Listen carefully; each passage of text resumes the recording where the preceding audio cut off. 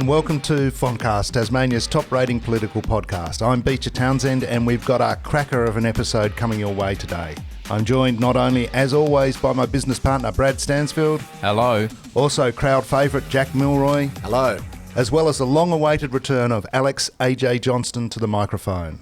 Good to be back. Looks like for the first time, AJ, you won't be the first Labor apologist in the room. Or the biggest even. Very funny. It's been a long time since I've been a Labor apologist. Who are you suggesting is? What do you mean? What? Oh, I don't think you hear a lot of that today. You're not a Labor apologist? Oh. No, he's working for some fearsome independents. As usual, a bit happening in state politics, so we'll first take a look at that, and then we'll have a look at the 2 weeks of the federal election campaign. And before we do, a few disclaimers. Alex, you're still working for Miriam Beswick and Rebecca Pentland? I am indeed. Are we going through disclaimers? Are you guys going to mention all the people you work for as well? Long list. Do we have that long? No, I am. We should do a conflicts of interest, right? I absolutely am from working the top. for the two independents. And look, Yep. I am really, I was reluctant to come back on, but I did miss you guys. So, here I am. But I'm very conscious that it's not my job to commentate too much on state politics anymore. So I'll be fairly careful, and nothing worse than an advisor that becomes the story of themselves, Credlin, Stansfield, that sort of thing. Terrible. So I'll be very careful today, but I'm about 9 months in, and I'm very, very proud of the work that the two independents are doing. So let's see if I can navigate my way through this morning without getting anyone in trouble. No doubt you'll soon settle back into the role, I've got to say. Anyhow, and Brad, you're helping the Liberals out here locally. Yes, I am. You'll be shocked to hear that I'm doing that. I'm sure listeners will be massively surprised. I'm not down at Labor HQ. But rest assured, my commentary will be as balanced and considered as always. As always, yes. So, Jack, looks like you and I are the only clean skins here, mate. That's true. Looking forward to chatting about everything that's going on. A little bit going on. Okay, so look, before we really get into it, some very sad news over the weekend. The passing of Tony Rundle, former Tasmanian Liberal Premier from 1996 to 1998. For my sins, I was a journalist at the time. I worked for what's now Channel 7 with Southern Cross TV and covered the Rundle years very closely. Got to say, very interesting time in Tasmanian politics. The Libs, their star was falling. Tony ended up in a minority government. He didn't do a deal with the Greens, but effectively had Green support in terms of confidence and supply. There was nothing formalised about it, so it was quite a tricky time. And was that because Ray Groom refused to do a deal, so then he couldn't stay on? Is that right? Ray said he wouldn't do it. So they lost the election, or didn't get majority at the election, said no. Tony said, oh, well, I'm going to have a crack, which was very Tony Rundle, I've got to say. And again, he was a lovely man. I think he'll be sadly missed. I definitely had a lot of time for him. If you look back at what happened during that period of time, we had gay law reform, we had Basslink. He got the RFA through despite having the relationship with the Greens. I've got to say that was very well navigated. And he also was Premier during Port Arthur. And he was only early into his premiership when that occurred. And that was it was a very difficult period for all of Tasmania at the time. It was really sort of probably a low point, well, very much a low point in Tasmanian history. And Tony handled it with dignity, and I've got to say a great deal of empathy with the community and those kind of things. It was quite an impressive show. So I definitely had time for the man. I caught up with him after he lost the election to Jim Bacon, and I just had a chat to him because I'd enjoyed working with him so much, and he sort of had this beautiful little chuckle to him, and he said, oh well, I said, how do you feel that you've been a premier and now you're not? He said, oh, not bad for a real estate salesman from Devonport. And I kind of thought that sort of caught Tony's attitude really well. He just had a crack, had a go. He's a lovely man. Anyhow, there you go. All right. I'll just say, you go, Brad. You guys. So many of the tributes focused around how compassionate he was, post Port Arthur. Isn't it a reminder that, the day he becomes Premier, he, not in his wildest imagination could he imagine dealing with a tragedy of that magnitude, but that's what defined him as a Premier, a bit like Peter Gutman with COVID, when his political story will be told, that'll be a huge part of that. So you become Premier, you think, things are going to go a certain way, and then things can change so quickly. So well, it's like the Mayor of Tasman. Mayor Noy, I forget his first name, but I mean he was absolutely thrown in the deep end with such a terrible thing to occur for the whole community, and the thing about Port Arthur was, in terms of Tasmania, at the time there wasn't anybody I knew who didn't know somebody who'd been affected by that, who'd been impacted. It was a very dark time for the state, and there was no criticism of the way in which it was handled by Tony Rundle. The whole political process actually worked very well. So yeah. And Beach, just there has been a little bit of mistelling by the Labor side, in particular, about the result of that 1998 election where the Libs lost.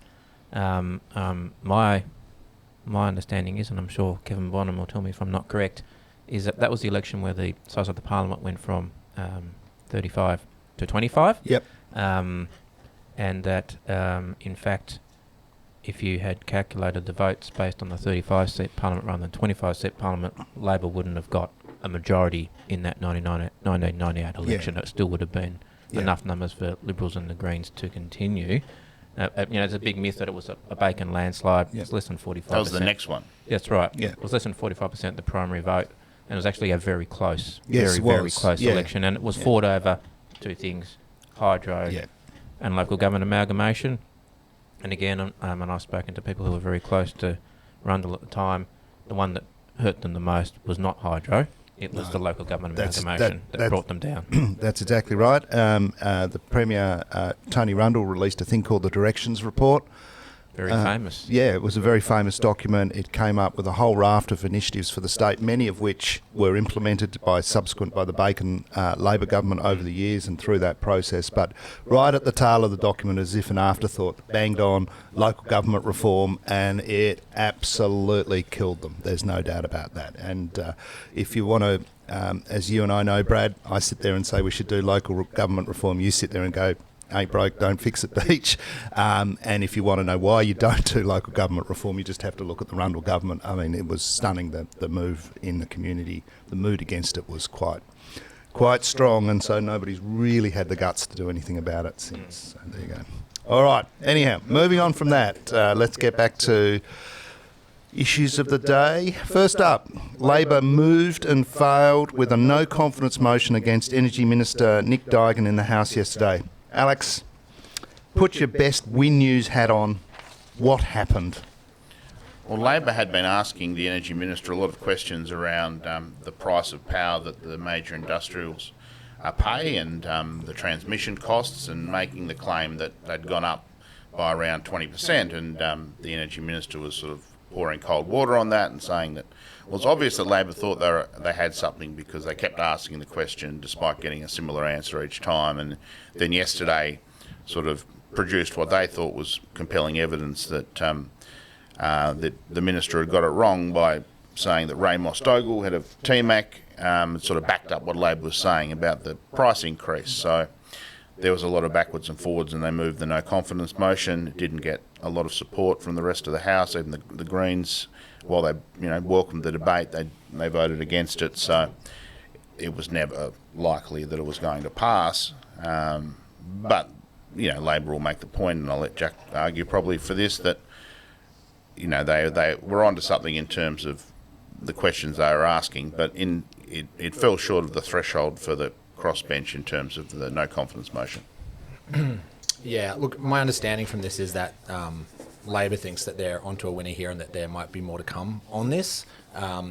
In terms of the no confidence vote itself, look, I think they're in an interesting position because they were able to pick off Ferguson for what was a much bigger scandal than this, honestly, not to diminish, the impact of increased energy prices on the big industrials and a minister's ability to be, truthful or otherwise with Parliament.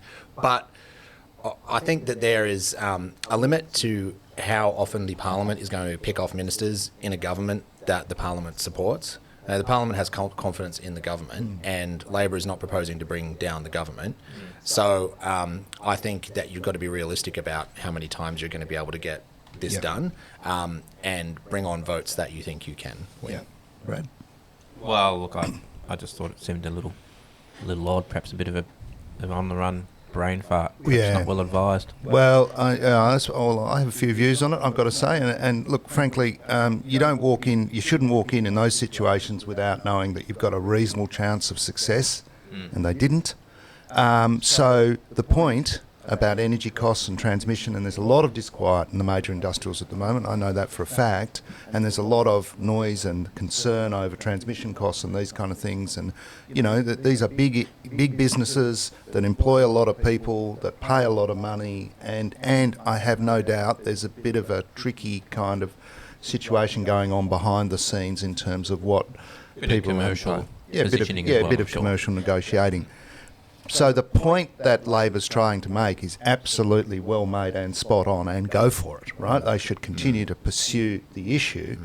The issue is, though, at the heart of it is the strategy was completely flawed and failed, and they've really got to think about what they're trying to do from a strategic point of view so that people who from the outside look in actually see that they're credible in terms of what they're doing from a political point of view. And I really did not see that. I really do think it was a bit of a brain fart from Dean, unfortunately, and I really do wonder what kind of advice they're getting down there. And Beach, just on the strategy stuff, we've talked about this maybe on an earlier podcast, which is this thing that state Labor seems to do, which is focus really intently on what's going on in Parliament. Obviously, that's their job. They're in Parliament. They have to focus on it. I'm not, But at the same time, 98% of the community does not know what happens in Parliament. It doesn't move votes. Yeah. Now, there are some issues like the Spirits where they were able to really make a great political hay out of that issue. But you're not going to be able to get that catch lightning every time. Yeah. And I think that there is an element of inward focus around what's happening in Parliament, and there could be a bit more of a focus on telling the story of Labor in the community. I think the Spirits were a classic example of a perfect issue to pursue because everyone outside of the political bubble knows what the Spirits are. It was a very easy conversation to have over at the coffee shop. Those Spirits, they haven't built the berth yet. Whereas a much more nuanced argument talking about transmission costs to major industrials, you're not exactly, it's not exactly an easy one to sum up for your mate at the golf club. So I think that's when you've got to think about, will this issue penetrate outside of the bubble if we can land those political blows? Well, the irony with the Spirits issue is you chat to Dean and he says when he was first pursuing the issue there was a whole heap of pushback within the caucus saying why are we bothering going down this road? So what that is really emblematic of is a group of people that perhaps are very focused looking inward and should be looking a bit more outward. Well, I'm sure the opposition leaders pleased you shared that tidbit with very generous with the audience. Very generous of you. You spoke about perhaps the quality of the device, and I don't want to reflect negatively on any one of those hard-working people down there and bunkered away in the opposition offices, but big news this week. We pumped him up last episode without knowing he was moving on and or where he was going, for the record. But did we give him the reference, do you think? That was probably what got him over the line, the FontCast reference. Luke Martin joining Dean. What do you make of that? Well, from my point of view, I think it's an absolutely excellent appointment. I'm delighted to see Luke go there and work with Labor. I think they just need some more strength from a sort of support point of view. I'm not particularly impressed with the strategy coming out of caucus, so I'm hoping that Luke might put some steel in their spines, might assist them in coming up with consistent messages that don't change from week to week. He's going to find it challenging, I suspect. I know Luke reasonably well. I think most of us in this room do. He's going to have to work with a team. He's going to have to bring out their best. He's going to have to bring them with him. He's not necessarily going to agree with them all the time, and Luke's not a man who sort of shrinks from, a difference in opinion. I've had some great arguments about my excellent idea of bringing the Spirit back and offering trips to Maria Island, which I still think is a fantastic idea. Let's just say Luke doesn't think it's very intelligent or very smart, but it'll be interesting to see what happens. Anyhow, the point being, look, it's a great appointment for Dean. It's a good get. They absolutely need every good man and woman they can get down there at the moment. I certainly do think it's a great appointment. I would just make the point, in my experience, politicians as a rule, when you spoke about the caucus, are terrible at doing politics. They actually need people that are right in the front line Yes. to give them suggestions and tactics and advice on how to do their job. Yeah, well, ironically. Yeah, and Luke loves that, loves the process, loves talking about it, loves everything about the political process. So hopefully that'll be something he can harness. Yeah, I think it's become clear, I think, in the last 6 months that state Labor has lost a little bit of its energy. And I don't know Luke, but I imagine he will bring some energy to that role. But I think it's also not just about, a high energy kind of comm strategy or opposing everything. We don't want to get back to the place where we were under previous leadership, where it was just no to absolutely everything. So I hope what Luke brings is some strategy around which voters are state Labor trying to move back into their column, what are the issues that appeal to them, and what's the best way to connect with voters about those issues, rather than this kind of whatever comes up on the day, take a position on it and talk about it, then move on the next day. I just don't think that's going to work long term. 2 quick things from me. I wish Luke the best. When I was in Labor opposition, Luke was never shy about sharing his opinion about how things should go. So I'm glad he gets a chance to do that, sort of not via text message anymore. That's good. And he can be held accountable for it. Be able to see his AJ. facial expressions at the same time. Though actually, his texts were always fairly colourful. You could hear his voice through the text. No, jokes aside. Good luck. It's not an easy gig, but probably a bit easier than the last one. And I did listen to your discussion about salmon last time. You need to get Peter George on the phone just for a little bit of balance, boys. You would have thought that, the salmon is just going along, without any qualms at all. You got to get Pete on speed dial just to, an injection of, something. Maybe not Peter, but someone. Anyway, good luck. The point we were making was that Luke had done a fantastic job with a little bit of support. That's correct. In terms of securing Macquarie but Harbour. you didn't then talk about some of the broader challenges. I thought I was waiting for it. All right. Okay, Just sort of moved on. That's all. Well, maybe we'll invite Mr. George on. That would be fun. Wouldn't that be Yeah, something? that'd be an interesting exercise. Yeah. All right. Okay. On that bombshell. It's good to be back. Yeah. Thanks, AJ. Aside from that, there was really only one topic in state politics for the last few weeks: the stadium. Brad, are we heading towards weeks, months, years? Yeah. Well, are we heading towards special enabling legislation for the stadium? We certainly are, Yeah. no doubt, and I suspect very, very soon. I'd heard yesterday, but well, I'm obviously wrong there. Well, Yeah. I don't think you'll be far off.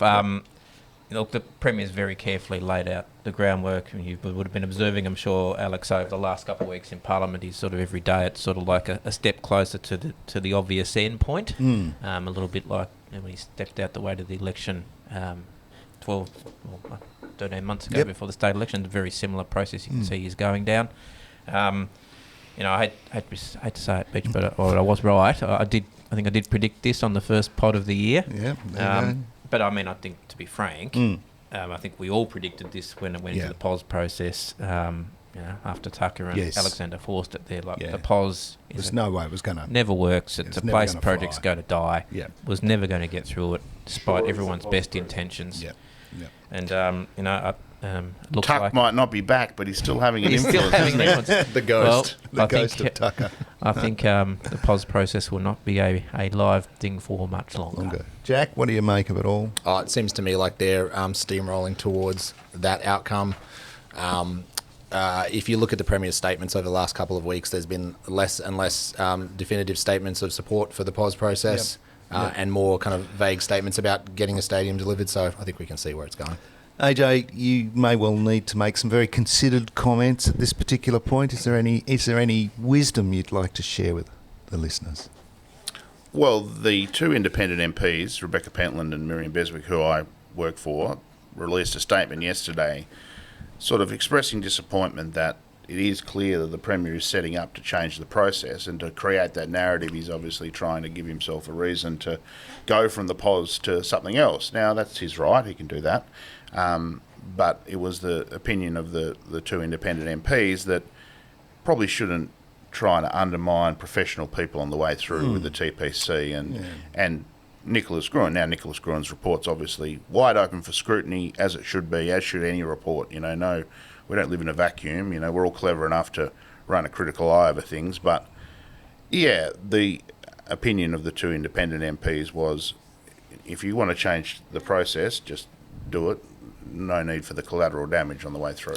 Yeah, it's interesting you talk about the Gruen report. I'm also told that Saul Eastlack actually supports it. So there you go. So there's a twist. Supports the stadium or Gruen? Supports the Gruen report, according to Mr. Jenner. So that's an interesting twist. Case closed. Yeah, there it is.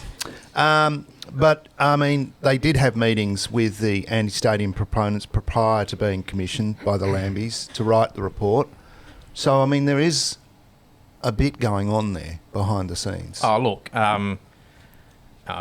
mean, I think, I did say at the time when that report came out, I did, it made some pretty damning findings, but it was a very odd report from an economist, respected economist, worked for a long time in the federal bureaucracy, the way that he sort of dissed the option of commercial private sector funding, for example, in it. I did think, and I said at the time, it didn't quite seem right, seemed a little odd, and I think what has been revealed this week does reinforce and confirm those thoughts. I mean, my understanding is that what's been reported is potentially only the tip of the iceberg. Yeah, okay. There is some pretty serious concerns that some people hold about the independence of this report. Just imagine if the boot had been on the other foot, and there had been a report. That report has written, and it emerged there had been secret meetings prior to its commissioning between Mr. Gruen and the people that run the US AFL team Facebook page thingy, for example, and that those hadn't been disclosed. I can imagine I wouldn't be seeing Cassie O'Connor on the lawns defending Mr. Gruen. I'd be seeing her there sort of with a rampaging through the Parliament lawns, ripping trees and flowers out of the ground about how outrageous it was, and the report was a piece of rubbish, should be thrown overboard. So, I think, what's good for the goose is good for the gander. Now, I don't know, but the Premier asserted yesterday that a lot of the TPC report relied on the Gruen report. Now, if that is the case, then it does, I think, unfortunately, the people that appointed Mr. Gruen have essentially given the Premier an open door to do something different. Yeah, okay. Well, I think it's important to remember how we got into such a ridiculous position over this, where we're having dueling reports of economists that are commissioned based on deals done around what happened in the wake of an election. Like, this is not how these sorts of developments are done in other parts of the country. And this all comes from a lack of good process in the government from the beginning on this project. And it starts when Peter Gutwin floated, for want of a better word, a floating stadium on the river. And then, it just kind of spiralled from there to being the stadium at Macquarie Point. I mean, we talk about brain farts. Absolutely. There's a start point. And we had this path dependency where it was announced and therefore everything else had to follow from that point. Yeah. And then we've gotten ourselves in these ridiculous positions. And people have tried to, and this isn't necessarily a reflection on the negotiations after the last election, people were trying their best to put some accountability and some rigour around a process. But I think what's apparent is it's very hard to put rigour around this process because it was kind of born in a way that is not, it's not how you do good public policy. Well, I mean, I found myself making the remark a little while ago, it's stunning to think that we have the Macquarie Port Development Corporation calling in the lawyers to have a go at the TPC. So we have one instrument of government having a go at another instrument of government. And the other point I make, and people have made to me in recent times, is why is it that the government's so passionate about this one? Why don't they fight about other things? Why is it just the stadium that just seems to grab that? But anyhow. I will use this opportunity to again interject one of my greatest regrets from my time in the big chair was that we failed to take to the 2014 our election our proposed policy, which ended up on the cutting room floor, to abolish the TPC, because I do think the way the whole system is structured, that body has way too much power generally over planning in this state, and we've seen that. One report that they put out, they essentially killed the project. And the point I would make is government's now forced to legislate to build their stadium. They were forced to legislate to build Parliament House or the Parliament Square, Yeah. right? Now, if you're in the private sector and you're seeking to build something, unfortunately you don't have the luxury, unless you're very lucky, of being able to legislate to create something. So, I mean, that point. Devonport one did, but yeah. Yeah, okay. Well, there you go. So there are exceptions, and some organisations do, but I mean, fundamentally, everybody else has got to play by the rules. Government can't, and then when they can't, they squeal like, "Oh, this is terrible." And it's like, well, try it in the private sector. Anyhow, What do you think, Brad? The change from the POS process to another process will do? Do you think it'll be, obviously won't go down well with some, but do you think it'll have any tangible change in the life of the project? Well, I think the answer to that lies in the Leader of the Opposition's hands. Well, it's actually a great segue. Thank you, Brad. Thank you. Last but not least on the stadium, let's talk about Labor's position and their professed undying love for whatever legislation the government brings forward. Jack, you're the biggest Labor apologist here. Do you want to have a go at defending it? Yeah, look, I've taken that crown. Yeah. Look, I think that Labor has got themselves in a position with the stadium where they're unable to extract a political dividend from a giant project that is going belly up. Like, this is going very badly, and in every other state, when a big project like this has gone badly, you saw it with I think it was the Sydney Football Stadium rebuild in Sydney. We saw it in Adelaide. The opposition has been able to reap a political whirlwind off of that project, and not necessarily oppose the construction of the project. We're not talking about that, but we're talking about highlighting waste, mismanagement in the government. We're highlighting the fact that they can't actually get this thing done. And state Labor here have kind of swung wildly between, no stadium bumper stickers driving around town to, we're in for a penny, in for a pound, and we'll £1 billion. Yeah, $1 billion or 2 or 3. I don't know how much is enough. And I think that politically, what the thinking is that we don't want any daylight between us and having a team, and this is just what we have to do, and that seems to be the bet they've made. But I think that a few months down the track from that position being taken, they are actually not extracting a political win out of this when they could be. So I think they need to show some leadership here, propose a different way forward that is pro stadium, pro team, maybe not necessarily pro this exact stadium, this exact timeline. This just show some sort of alternative here as the alternative government. Yeah. AJ, are you willing to step into this? No, frame? I mean, I think Jack sums it up well. I mean, I think they got themselves into a tricky spot right from the start, and now they're spooked to, like you said, let any light in. I think David O'Byrne has played a part in that. He's been so vehemently pro-stadium. Well, he's the best defender of the stadium in state politics at the moment. He's the only one who's actually prosecuting a proper case for it. And he also, before the last election, had a crack at Labor and said their position was confused, and Jack's right. They got no political dividend at all. Yep. People who wanted the stadium voted for the Liberals, and people who didn't voted for the Greens or the crossbench. Yep. So, nothing at all. I don't know, if you had your time again, you don't go all in against it. Maybe you just sort of sit back and sort of, the government wants to build a stadium. Let's see how this goes, But obviously they went all in against it. Then they... And being linked with the team does make it tricky. Like, no one's saying this is easy. Like Jack's saying, they could come up with a different path. I just don't know what that is because... the debate, and it's a very small place, and when you've got Brendan Gale, someone who's pretty well respected, saying the two are so linked, I don't know where Labor could go other than... But the crossbench was damning about the fact that they were happy if it changed planning processes. So let's see what they say if that inevitably happens. Brad's winding up. All right, come on. Come on. Yeah, take your long run here, mate. In you come. Well, Beach, you and I are both old enough to remember the glorious days of the leadership of Reen Hitting and the pulp mill. This has all the echoes of the pulp mill debate in the mid-noughties. History doesn't repeat, but it does rhyme.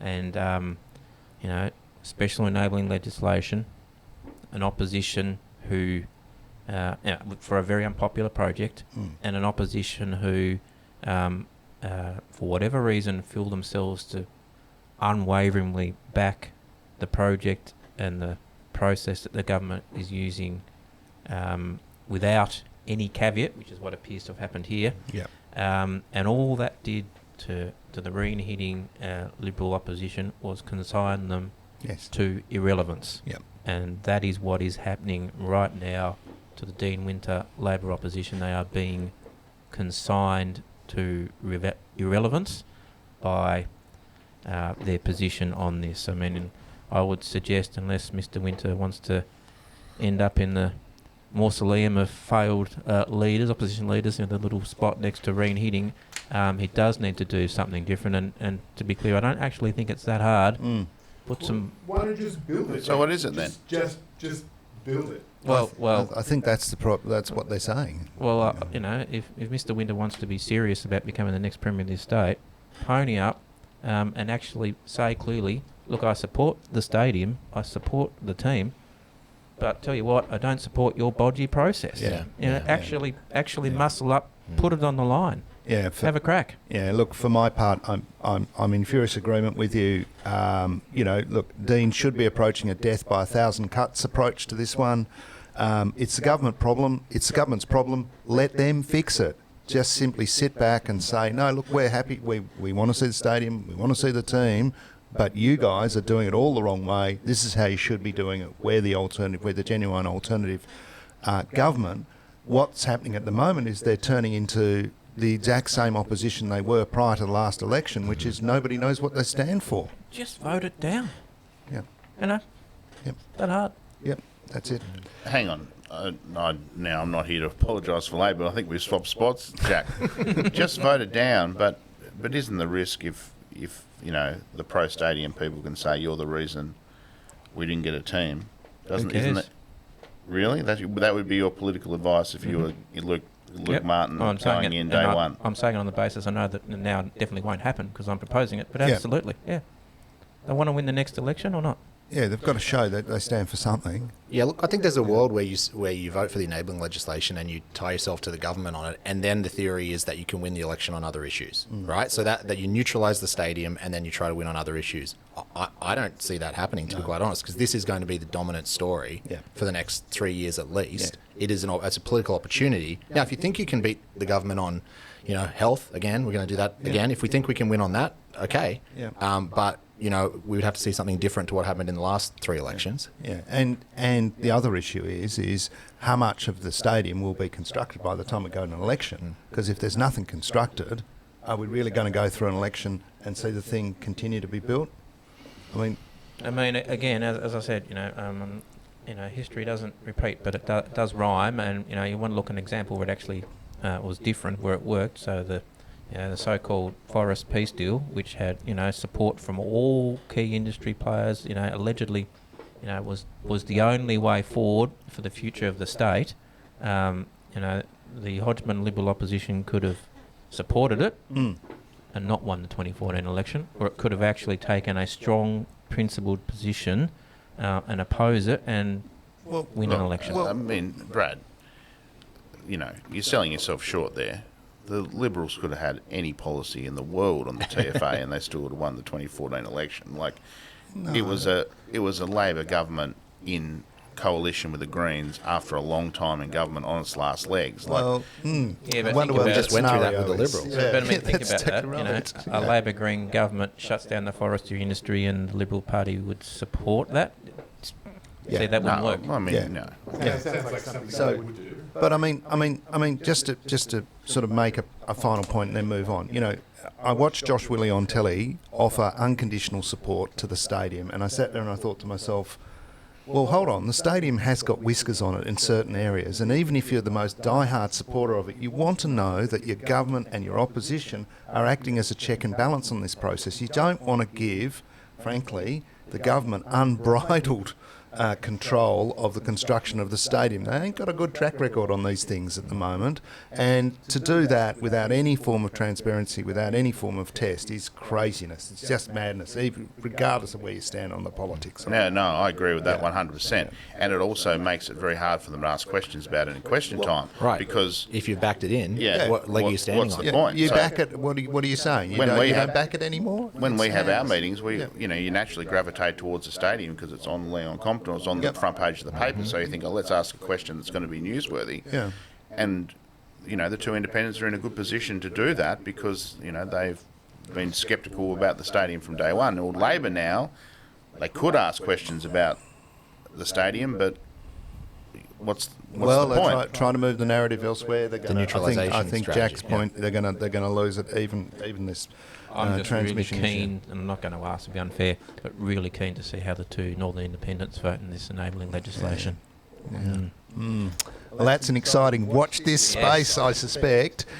Anyhow, no. I'm getting. He's but giving I'm his best just poker face. clarifying what Actually, the question is, as in voting to the Parliament will vote on changing, For the new allowing special, the new special legislation. enabling legislation, I'd be interested to see how the two Northern Independents vote on that.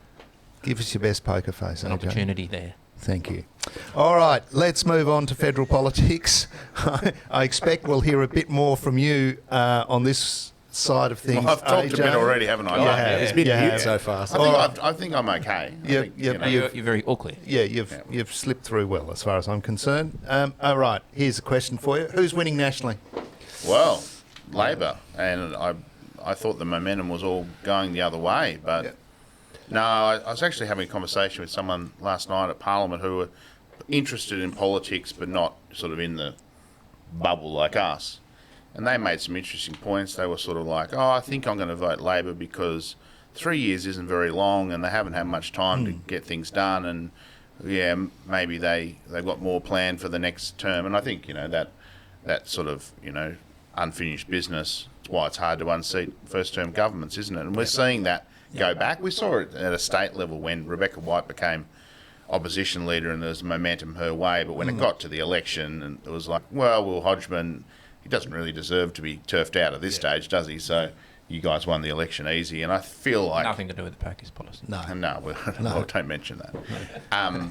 But I just feel like that's happening again. I mean, Darwin's a really good communicator. I watched that debate the other night on Sky, and I thought his answer on the question around why he wants to limit student migration, which, I sort of got nervous thinking, oh my God, this will be a dog whistle sort of answer. But he pivoted to housing, and it was a really good, really well articulated response, but I think the backflip on the big public service policy, I just feel like that's killed it's been a gift to Labor.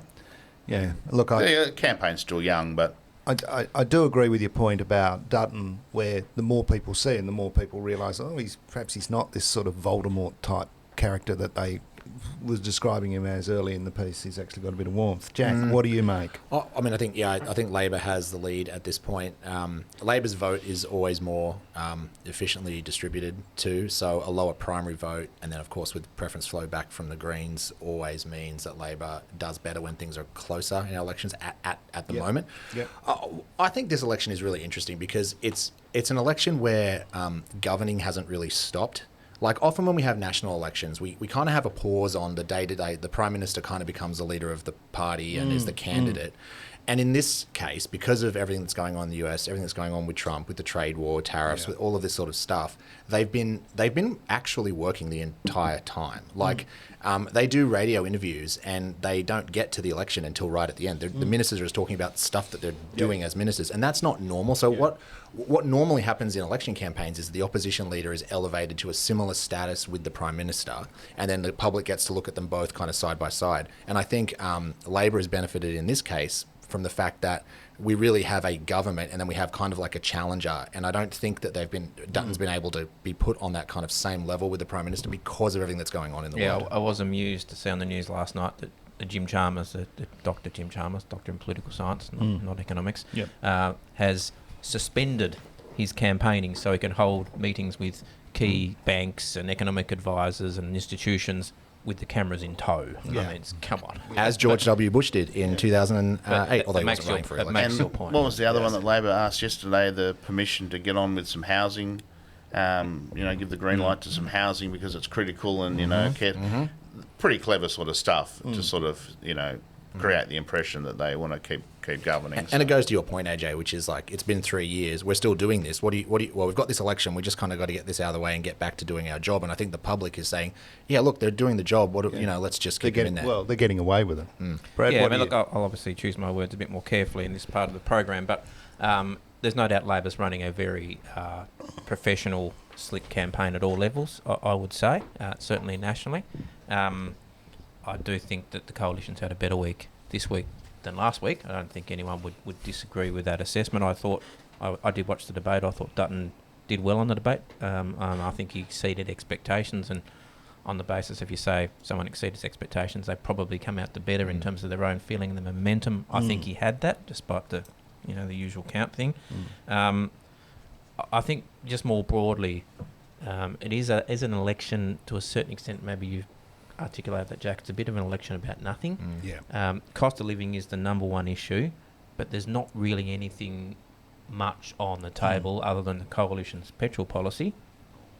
There's really not, even Labor's not really offering a lot on cost of living. They've got their tax cuts in 15 months' time or whatever, but it's all. I mean, the PM's in Darwin today announcing 60 million for some health thing. Elections past, that'd be the third rung announcement of the day. It's like everyone sort of. There's not like a GST or something where we can have a meaty debate. Like, yeah, you're right about the fuel thing, but everyone would say, oh yeah, that'd be good. Yeah. It's happened before, it'll be good. But it's not like really a contest of ideas. No, all the big policies were announced 6-8 weeks ago because everyone thought the election was going to be held then. And so and probably the most interesting one was, the work from home public service one, and that's obviously off the agenda. So, well, I think that work from home backflip was a mortal blow for Dutton myself. I think that's the point at which you realise the kind of trouble that the Liberals are in, or the Coalition are in through this campaign when they had to backflip on that policy midstream. I just think I think that was confirmation that they're going to have to work very hard to get close to winning. I think personally, I think it's Albanese's election. I think for me the question is, will they get majority or will they be in minority? And I'm just not that close to federal politics to really understand that. But that seems to be the issue that I think's out there. The other thing is, and I've said it through a number of election campaigns over the years, I don't think people have got the pitchforks out for Albo, right? They're not sitting there baying for blood. They're not saying we hate him, those kind of things. So I suppose in that context, business as usual, other things going on internationally, no big ticket items. It obviously favours Labor quite strongly, I've got to say. And the Liberals just don't have effective messengers, notwithstanding kind of what you've said about Dutton. And obviously he's improved over the years. Yeah. But let's be real. Like, a lot of these people are leftover ministers from a previous government who couldn't go off and get better jobs. And they, if they had a leader that was a clean skin, that was younger, that was a woman, the Liberal Party could be in a very different position this election. Of course, a woman, does it? Well, I think it would help. Yeah, I think it would help. No, it doesn't have to be a woman at all. It has to be a woman. But I think if they had a Julie Bishop as their leader right now, you tell me they wouldn't be in a different position. Julie Bishop. I'll let Sam answer that one. All right. Well, no. It's Sam would prefer Bronwyn Bishop, I think. His interjection suggests. But again, I think you do make a good point about first-term governments, first-term oppositions. First-term oppositions is often, as you say, the holdovers. The holdovers. A couple of new faces. We've seen Claire Chandler be elevated in the ministry. So there is a bit of a move there, but probably not enough. There you go. All right, what about the local campaign? It's pretty tame to date, I've got to say, but a few things on my list to note. Jess Teasdale forestry comments, probably the biggest one. Susie Bauer bulk billing issue. The Libs 80-20 road funding promise, and Labor's nuclear scare campaign. That's about it. You were going to mention Audi, I think you had. Yes, I'm going to come to Audi, and I'm going to wrap up on all. Where should we start, Beach? Yeah. So, where do you want to? What's your thought? Let's start with the Medicare one. I cleaned that up very quickly in the debate yesterday. Brad, was that your good work there? Just got a very clear yes on the bulk billing now. Is that your good work? Susie's a very good candidate. Can't unscramble that egg though. I mean, once you have stuff out there in the public record around bulk billing, that's not going to go away, and the professional slick campaign that you mentioned will enjoy that probably. So, and that's also a good pointer to Jess Teasdale with the forestry issue. What a gift to Bridget Archer, who could exactly right. remind everyone that when she disagrees with the party, she wears it like a badge of honour. No. Yeah. I met Jess Teasdale when I was last in Launceston, and I think, seems like a person with a political future, but it was always going to be hard to beat Bridget Archer, and it's just got a bit harder First now, time I out. think. Yeah, that's exactly right. And the 80-20 funding promise, what do we make of that? I think it's good news. Well, for those of us who don't watch the news, what's the Aldi thing? Coming to that. We're coming to that. We're building to that. Oh, it's very exciting. All right. I'll wait. Well, Brad, tell us what you think about the 80-20 it's rules. obviously fantastic. Yeah, it's glorious. But then just as a matter of fact, I mean, until 2023, significant roads in all the states were funded federally, state on an 80% federal basis, 20% state basis. The current Labor government changed that last year, or in 2023, whenever it was, I think it was 2024, to say that the starting point would now be 50-50. Yeah. And if you want more, then you've got to go and negotiate for it rather than just automatically getting the 80%.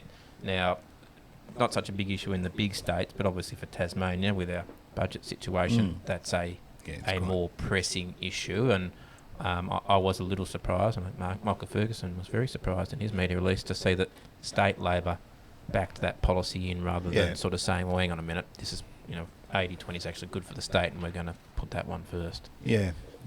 Jack? I don't know. Roads funding, almost pass out listening to it. I'm sure it's important when we drive on the roads, but I couldn't get animated about it. Okay. And, what about the nuclear scare campaign? Come on. Well, scared? where's the Tasmanian reactor going to be? Do we know? Yeah, well, I don't think we've got one in Tasmania. Kingston. Okay. All right. Yeah. Interesting. Look, We've got room in that park. Yeah. I mean, Peter Dutton's proposed building nuclear reactors. I don't think it's a scare campaign to point that out. Well, I think the scare campaign is to suggest they're going to be in Tasmania when he said they won't be. Yeah. All right. Well, Can I just... Why not? I listened to the... There'll be jobs. There'll be jobs for people on the nuclear. What are you doing? 3 or Working on 4. the reactor? People go, yeah, are you? You're working on the reactor? yeah. Well. Alex. I listened to the forum yesterday in Clark, and it's always a bit disappointing because Andrew Wilkie's had such a lock on Clark. But I think it'll be interesting this time round for a couple of reasons. Obviously, Labor's now got a candidate, Heidi Heck. Obviously late announcing, but strong social media game and will appeal to a younger vote. So let's see how they go. The Liberals are obviously taking it much more seriously than they have in the past. Marilena, she's a good candidate. Has been out for a long time, seems to be working very hard. And then the Greens obviously did so well at the last state election. It'll be interesting to see whether the three parties take any ground off Andrew Wilkie at this stage. I think he'll win, but what's your prediction there? I think he's a lock on that seat. Could the Liberals beat Labor? Well, that'll be the question. I think that'll be the interesting one. Yeah, Wilkie will get 50% plus of the primary vote, and I think You reckon he'll get that much? it got close last time. I think. Well, but I think you're right, AJ, and what you're getting at is this is prelude for when Wilkie retires, right? This is all positioning for when Wilkie retires, and from my side, I don't think we've taken Clark anywhere near seriously enough. It is demographically, it is a seat that Labor wins on the mainland, and given the decline in the major party primary vote, we need to win Clark back as a Labor Party in the future when Wilkie goes. No suggestion that we can win it while he's there. But you need to be building candidates up, or a candidate up over time and building infrastructure over time, and we've not done that. Yeah, and Labor let Clark or Denison slip through its hands when Duncan retired, I've got to say. And their own foolishness allowed that to occur and allowed Andrew Wilkie to get a lock on it that's unassailable, I've got to say. Well, while we're talking about seats, not the three main ones, but I think Franklin, I am on the record in the previous pod saying I thought Mr. George's chances of winning that seat were Buckley's and none. I must say, however, I'm starting to potentially reconsider my view on that. Are you really? He's running a very... He's everywhere. Cashed up, well-funded, yes. Well-funded, cashed up campaign. There's a lot TV ads. He's everywhere. He's got the Climate 200 business model, for want of better terms. Is this you saying that you're getting behind him? What I'm saying is I think that will be a very interesting seat as the election goes on. And I've noted Wow, listen to this. Julie Get him on the Collins. podcast. I don't think Julie Collins has The enemy of your enemy is your friend. Oh, my goodness. I don't think Julie Collins has left her seat. She's the National Agriculture Minister. I don't think she's left. Poor old Franklin. Josh Garvin. You're Josh has had- you're Josh has- plumping for Peter George now. Josh has had a baby. Come on, cut him a break. Right. Well, Well, his wife did. Yeah. Okay. I don't know. Nothing. I don't know whether this one's worth the build-up. but- I've heard it all now. yeah, you've heard it all. Now, well, no. To be clear, I'm not saying that he will win the seat, but I do think it's going to be very interesting as Yeah. the campaign goes on. There's a that seat. lot of support. There's a lot of dollars going into that campaign. And we know in Tasmania that bullshit walks, money talks, just Yes. us out in Brooks in election campaigns. that's So exactly you can, right. You can turn votes with a relatively low amount of money in Tasmania. Got to say on that bombshell, it makes my Audi rant look Go for it. I think you'll find inconsequential. it's Terry, Brad, Yeah. but anyway, carry on. Sorry, yes. Terry. No, it was Adam at the time. So, look, the Greens, in their wisdom, have taken Tammy Tyrrell's idea. Tyrell. Well, we talked to Beach about how to say the last name. We didn't think we needed to cover the first name. Hey, anyhow, look, but they've taken this idea of bringing Audi in to bring competition into the food and grocery sector. And I've got to say, this is a foreign-owned, right, not even publicly listed overseas, multinational, and we're going to bring them to Tasmania to bring down prices for consumers. What a crock. What a complete crock. And I'm appalled that the Greens would put forward such a proposal. How about supporting local businesses? How about encouraging small businesses to grow? And how about making the playing field more level so that small businesses can go and compete in the retail grocery sector? It's just appalling to think that we live in a world where all the solutions are bringing in a foreign-owned multinational. I am completely appalled. I mean, does that critique of foreign-owned multinationals apply to our resource sector as well? Well, no, but Aquaculture? the point is they're arguing that this is how you make things cheaper. You bring in Aldi. I mean, there are other ways. So it's wanna- competition. They're They talking about want to competition. pay them $30 million. $30 million To come to come here. I mean, that's just craziness. I mean, you want to support local businesses. You want to encourage retailers, Tasmanian retailers, to actually get out there and sell their product and compete in the marketplace. And it's appalling, Jack, I got to say. And, If Aldi was coming here because they liked it, that'd be a different thing. It'd be good competition. yeah, but I mean, well, $30 million to these people. They sit in a chair and they just... it's crazy. This is craziness. It's It's like annoying. They like bag. if we deregulate shop trading hours in Tasmania, we get big W. Well, lucky us. Wow. It's just complete crock. All right, there you go. Okay. Yeah, Are thank you you. still losing sleep over deregulation? No. I'm losing sleep over the complete bullshit arguments that we have for these businesses to come to Tasmania. The reason why they're coming to Tasmania is commercial endeavour. They want to run a business, they want to make money. If Audi wants to come to Tasmania, good luck to them.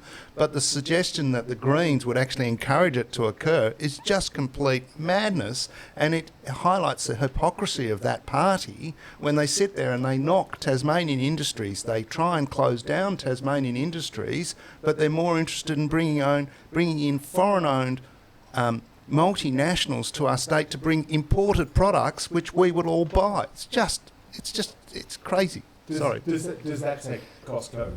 Costco. No, it No, doesn't. okay. No, there you go. All right. All right. I feel like, Beach, before we go on, I'm going to sit this one out because I do have a clear conflict of interest, but I think you should ask the Clean Skins for their predictions of the Tasmanian seats.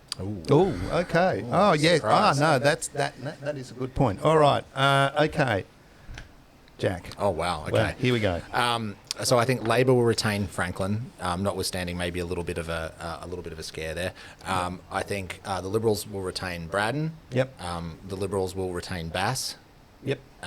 Labor will retain Lyons. Yep. And Wilkie will retain Clark. No change, obviously. Yeah.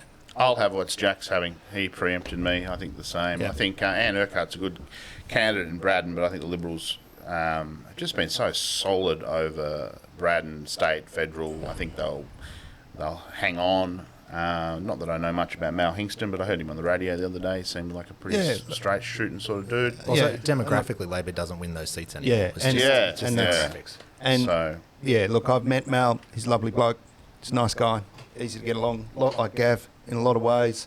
I was up on the northwest coast earlier this week. I caught up with Anne Urquhart, and I've got to say she would make a fantastic member. There's no doubt about it. she, in terms of the salmon issue, she was dogged. She is dogged in terms of her persistence. She's given up a cushy Senate seat, and I don't know of anybody else who's given up a cushy Senate seat to run for the House of Reps, and I've got to say fair play to her. But I do agree with you guys in lockstep. Basically, I think the status quo will be maintained in Tasmania. I can't see it changing, but I think Brad's point about Franklin says there's a tide. There's something else coming along in politics. Tide on the salmon. That's Well, good. I there like you go. that. Yeah. Very clever. Very yeah. clever. Now, boys, before we go, there's another election in town. Now at the House. Let's go. Got an exclusive for you. Oh, here you go. Wait, which one? You left that late in the day. Pembroke. Yeah, Pembroke. The gloves are about to come off. Whose? I have it on very good authority that there is going to be a concerted effort to undermine the Deputy Mayor of Clarence, going negative.